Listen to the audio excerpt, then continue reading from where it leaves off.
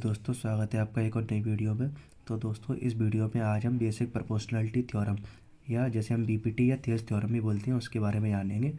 तो ये थ्योरम आपकी 6.1 है और ये आपके ट्रायंगल चैप्टर की बहुत ही इंपॉर्टेंट थ्योरम है और ये एग्जाम पे भी कई बार पूछी जाती है। तो एग्जाम के पॉइंट ऑफ व्यू से भी बहुत ही इंपॉर्टेंट थ्योरम है। तो देखते हैं ये थ्योरम क्या कहती है।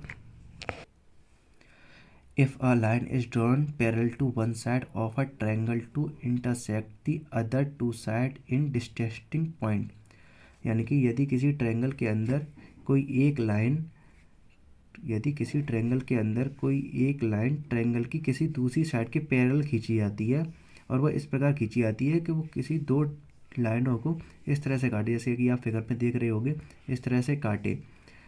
अब the other two side are divided in the same ratio, और वो इस प्रकार से खींची है कि वो अपनी दोनों साइडों को सेम रेशियो में डिवाइड करे।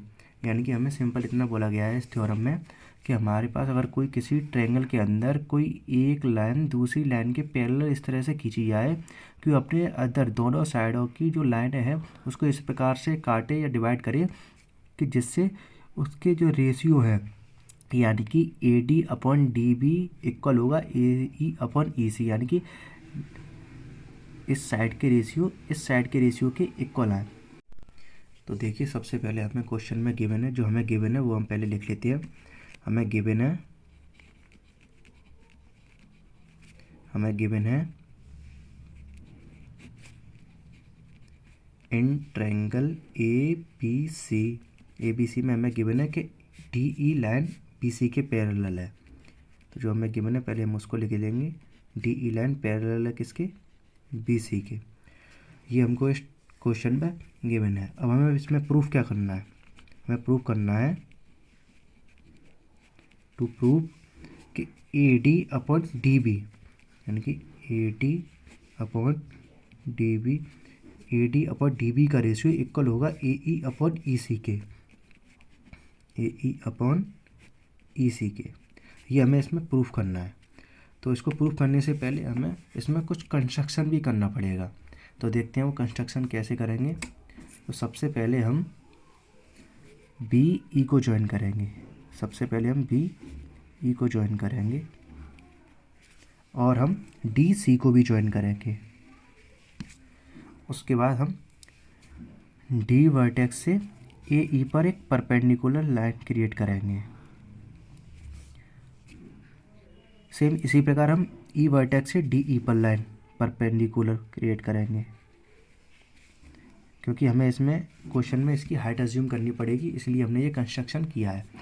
तो हमने कंस्ट्रक्शन क्या किया है उसको देख लेते हैं। हमने कंस्ट्रक्शन किया है, जो भी हमने कंस्ट्रक्शन किया है उसको हमें लिखना पड़ेगा। तो हमने कंस्ट्रक्शन किया है,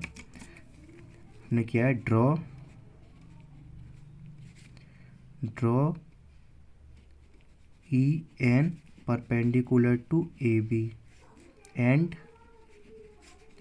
DM परपेंडिकुलर टू AC। ये हमने इसमें कंस्ट्रक्शन अपनी तरफ से किया है। अब जो हमको प्रूफ करना है उसको देखते हैं। तो सॉल्यूशन हमारा कैसे होगा उसको देखते हैं। तो देखो, सबसे पहले हमें इसकी AB वाली साइड को देखना है, उसके बाद हमें इसकी AC वाली साइड को देखना है। तो सबसे पहले हम AD साइड में देखेंगे। तो सबसे पहले हमको ऊपर वाला ट्रायंगल देखना है। कौन सा वाला?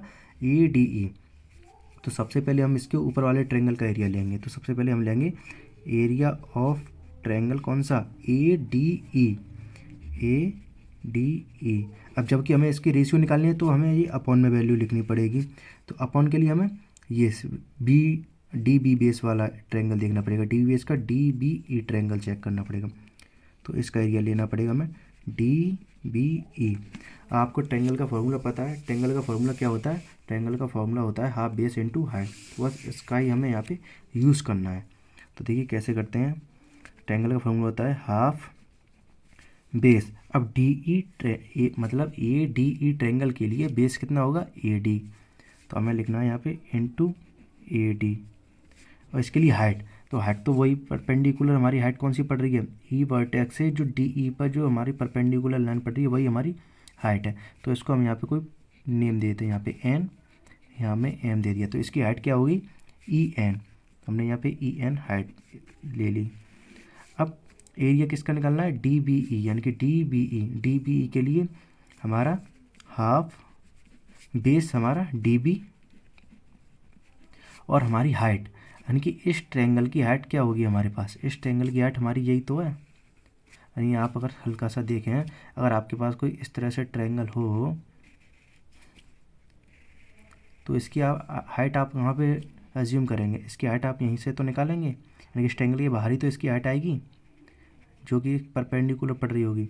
तो सेम यही ट्रायंगल है, इसकी भी हाइट हमको ई एन है, तो इसकी हाइट क्या है हमारे पास भी ई एन, यानी कि डी बी ई ट्रायंगल की हाइट हमारे पास ई एन है। अब यहाँ हम ध्यान से देखेंगे तो हमारा हाफ से हाफ कट गया और ई एन से ई एन कट गया, तो हमको क्या मिला, हमें मिला A D upon D B. ये हमारा इक्वेशन फर्स्ट मान लेते हैं इसको। अब सेम इसी तरह से हमें ए सी साइड के लिए लेना है। सबसे पहले हमने ए बी साइड के लिए लिया, अब हम ए सी साइड के लिए लेंगे।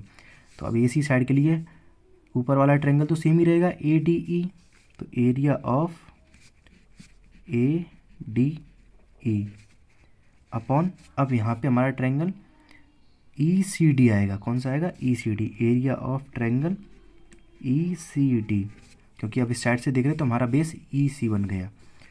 तो सेम हाफ और बेस, अब इस साइड से देख रहे हैं तो हमारे लिए बेस ए ई होगा, तो ए ई, और हाइट हमारे लिए डी एम अपॉन, अब इस ट्रायंगल के लिए देखेंगे तो सबसे पहले हाफ और बेस तो हमारा ई सी इंटू हाइट सेम है, जैसे हमने इस ट्रायंगल में लिया था हाइट, ऐसी सेम इस ट्रायंगल के लिए हाइट ये होगी, सॉरी डी एम।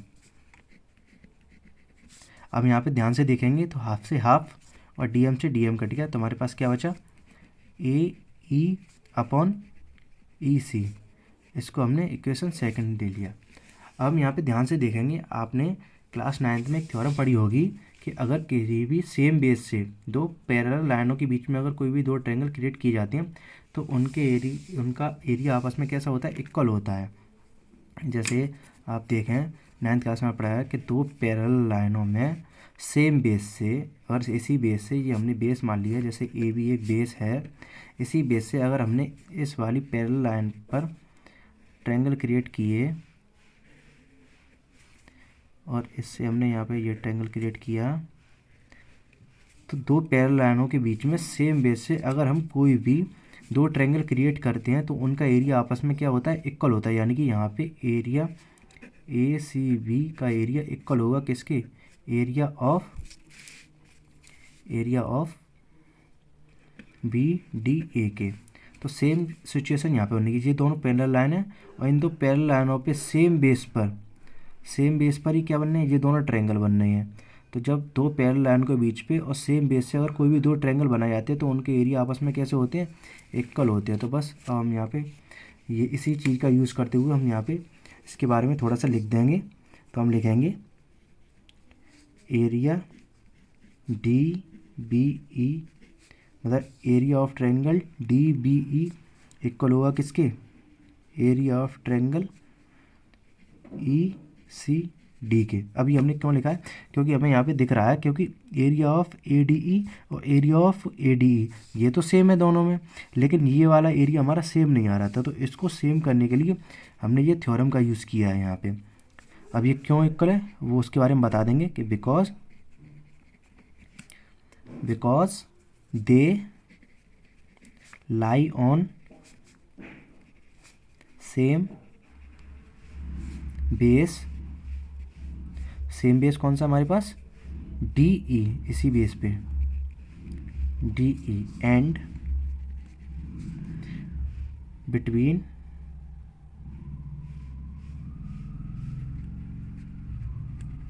सेम, क्योंकि ये सेम पैरेलल लाइन भी हैं तो सेम पैरेलल लाइंस। अब पैरेलल लाइंस कौन सी हमारी, उसको भी लिख देंगे। पैरेलल लाइन है हमारे पास, ये यहाँ पे यार गिवन हुई थी, डी ई पैरेलल है किसके, बी सी के, ये हमारी पैरेलल लाइन भी है सेम। तो अब इसको हम यहाँ पे इक्वेशन नंबर 3 मान लेते हैं। अब इसी के अकॉर्डिंग हमको क्वेश्चन करना है, तो हम इक्वेशन फर्स्ट सेकंड और थर्ड से लिख देंगे फ्रॉम